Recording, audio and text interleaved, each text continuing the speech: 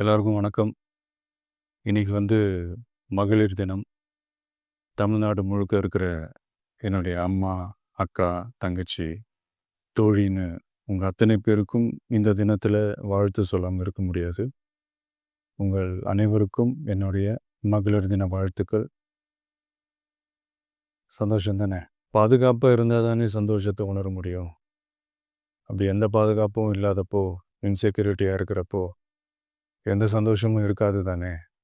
அப்படின்னு நீங்க நினைக்கிறது எனக்கு புரியுது. என்ன செய்ய?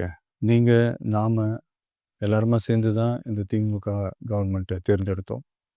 ஆனா, அவங்க எப்படி நம்மள ஏமாத்துவாங்கன்னு இப்ப தானே தெரியுது. எல்லாமே இங்க மாறக்கூடியது தானே! மாற்றத்துக்கு உரியது தானே! கவலைப்படாதீங்க.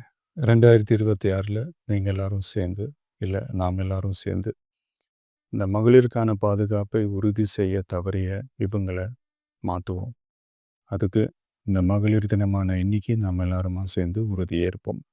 ஒன்று மட்டும் சொல்கிறேன், எல்லா சூழ்நிலையிலும் உங்களுடைய ஒரு மகனா, அண்ணனா, தம்பியா, தோழனா உங்களோட நான் நிற்பேன். நன்றி, வணக்கம்.